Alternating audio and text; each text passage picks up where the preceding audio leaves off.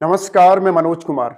पड़ोसी देश अफगानिस्तान में 2021 में जिस डेमोक्रेटिक गवर्नमेंट को खत्म करके तालिबानी राज की शुरुआत हुई थी, वो तालिबानी राज इस समय अपने अंदरूनी संकट से बुरी तरह जूझ रहा है। दरअसल तालिबान शब्द जिस तालिब से निकला है, पश्तो जुबान में उसका मतलब होता है छात्र। ये एक इस्लामिक कट्टरपंथियों का पॉलिटिकल मूवमेंट है और इसके ज्यादातर मेंबर्स पाकिस्तान और अफगानिस्तान के मदरसों में पढ़ने वाले छात्र हुआ करते थे। ये कट्टरपंथी लोग सुन्नी इस्लामिक आइडियोलॉजी को न केवल फॉलो करते हैं, बल्कि इस्लामिक लॉ के हिसाब से हर जगह इंप्लीमेंटेशन चाहते हैं और इनकी मान्यताओं का प्रचार करते हैं। तालिबान के ताजा हालातों पर बात करें, इससे पहले एक नजर इनके अतीत पर डालते हैं। दरअसल एक दौर ऐसा था जब दुनिया की दो सुपर पावर के बीच शक्ति प्रदर्शन को लेकर जोर आजमाइश चलती रहती थी। इनमें एक था यूएसएसआर, सोवियत संघ या आज का रूस, और दूसरी सुपर पावर थी यूनाइटेड स्टेट्स ऑफ अमेरिका। 1979 की बात है जब यूएसएसआर की 30,000 से ज्यादा की आर्मी ने लड़ाकू विमानों और टैंकों के साथ अफगानिस्तान की तरफ कूच किया।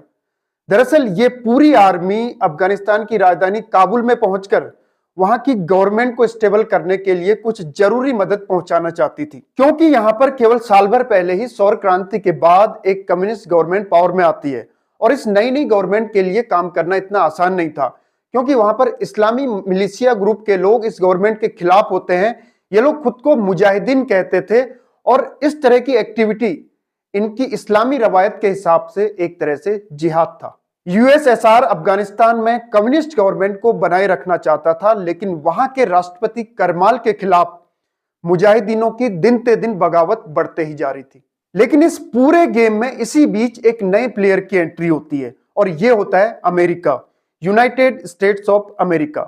जो अमेरिका 50 के दशक में अफगानिस्तान में इंफ्रास्ट्रक्चर डेवलपमेंट प्रोजेक्ट्स पर काम कर रहा होता है और इस काम में उसका कंपटीशन होता है यूएसएसआर के साथ, वो अमेरिका अब अचानक से अपने पैंतरे बदल लेता है।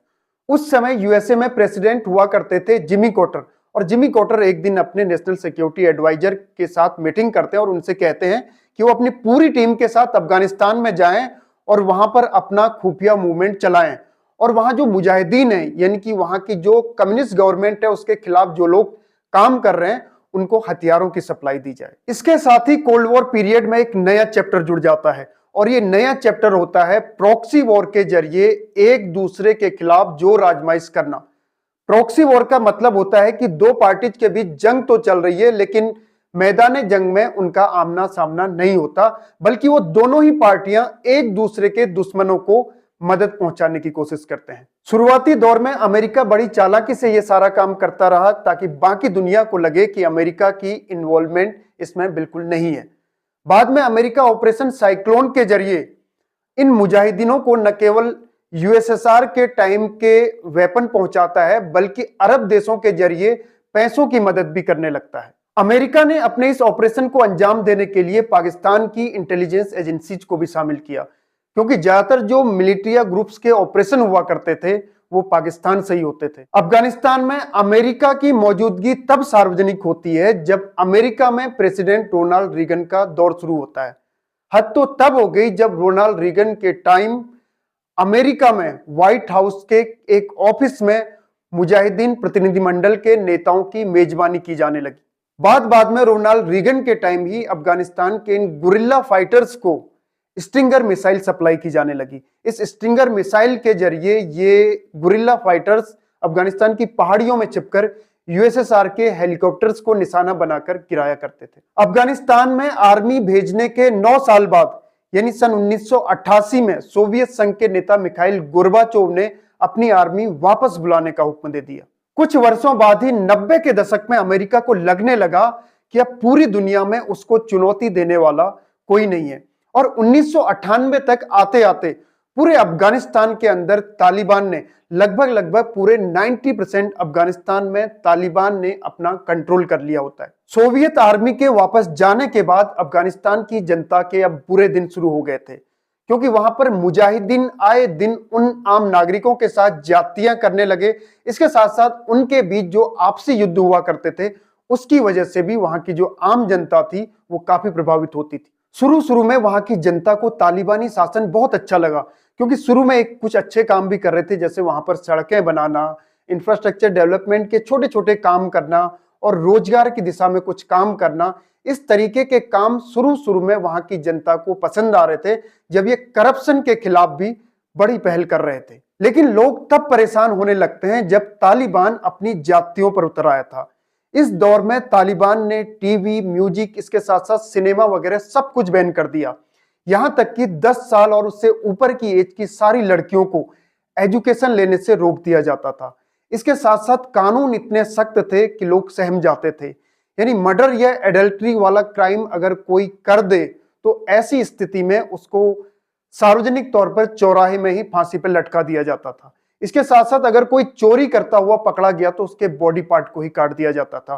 तो इस तरह की जातियां करने लगा था वहां पर अफगानिस्तान में तालिबान, कि वहां की आम जनता सहम जाती थी। और बाद में इनका कट्टरपंथ इतना बढ़ जाता है कि ये मिडिल अफगानिस्तान के बामियान में लॉर्ड बुद्धा की एक स्टैचू को तक तोड़ डालते हैं। इसका इंटरनेशनल लेवल पर काफी विरोध हुआ था। इसके बावजूद तालिबान था कि उसके कानों पर जूं तक नहीं रह गई थी। उस दौर में जब अफगानिस्तान पर तालिबान का कंट्रोल हुआ करता था तो पाकिस्तान के साथ साथ सऊदी अरेबिया और यूएई यानी संयुक्त अरब अमीरात ने भी इसको मान्यता दी थी। अमेरिका की तालिबानी मोहब्बत उस समय नफरत में बदल जाती है जब 11 सितंबर 2001 को न्यूयॉर्क के वर्ल्ड ट्रेड सेंटर पर अटैक होता है। और इस अटैक का जो मेन सस्पिशियस होता है यानी ओसामा बिन लादेन और अलकायदा के कुछ लड़ाके, इनको शरण देने का आरोप तालिबान पर ही लगा होता है। हालांकि इसके ठीक एक महीने बाद ही यानी अक्टूबर 2001 में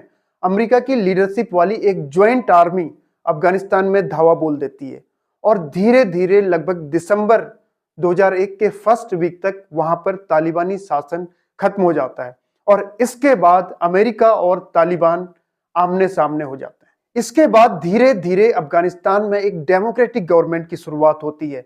4 जनवरी 2004 को अफगानिस्तान अपना संविधान एडॉप्ट करता है और इसके बाद इसी साल अपने देश का नाम बदलकर इस्लामिक रिपब्लिक ऑफ अफगानिस्तान कर दिया जाता है। फरवरी 2020 में अमेरिका और तालिबान के बीच एक शांति समझौता होता है और कई दौर की बातें चलती हैं। इसके बाद यूएस में भी यानी कि व्हाइट हाउस में वहां के नए प्रेसिडेंट जो बाइडेन की एंट्री से एक नया दौर देखने को मिलता है। अमेरिकी प्रेसिडेंट जो बाइडेन ने अप्रैल 2021 में एक ऐलान किया कि 11 सितंबर 2021 तक अमेरिकी सेना वापस लौटेगी और इसके बाद अफगानिस्तान में तालिबान के कब्जे की एक नई शुरुआत होने लगती है। यूएस आर्मी जाते ही काबुल की गवर्नमेंट लड़खड़ा जाती है और इसके बाद तालिबान धीरे धीरे अफगानिस्तान के एक बड़े हिस्से पर कंट्रोल कर लेता है। अफगानिस्तान पर कंट्रोल करने के बाद तालिबान सत्ता को अपने हाथों में ले लेता है और इसके बाद अफगानिस्तान के अंदर तालिबानी शासन का एक नया दौर शुरू होता है।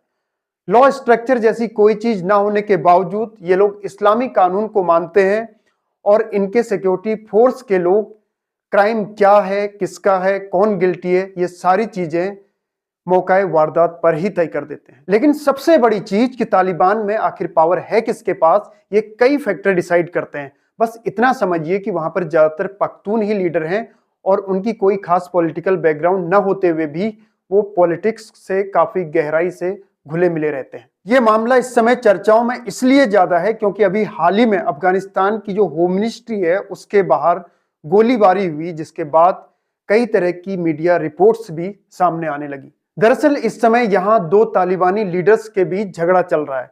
इनमें एक है टॉप लीडर अखुंदजादा और दूसरा है डिप्टी हक्कानी। इसके साथ ही 3 तालिबानी लीडर्स की कोई इंफॉर्मेशन ही नहीं है कि वो अफगानिस्तान के अंदर हैं, बाहर हैं या निर्वासन पर चले गए हैं। कुछ रिपोर्ट्स की माने तो इस समय अफगानिस्तान की अखुंदजादा सरकार खतरे में चल रही है क्योंकि यहाँ के जो 3 लीडर्स अब्सेंट हैं इनमें एक हक्कानी चीफ यानी सिराजुद्दीन हक्कानी, जो कि एक कुख्यात हक्कानी नेटवर्क भी चलाता है और अफगानिस्तान में होम मिनिस्ट्री भी संभाल रहा है, ये खुद अब्सेंट चल रहा है। तो इसको लेकर कई तरीके के कयास लगाए जा रहे हैं। दरअसल अखुंदजादा और हक्कानी इन दोनों की गुटबाजियां चरम पर हैं और पावर सेंटर को लेकर दोनों के बीच काफी समय से खींचतान चल रही है। दरअसल अखुंदजादा और हक्कानी की सोच और काम करने के तरीकों में काफी अंतर है।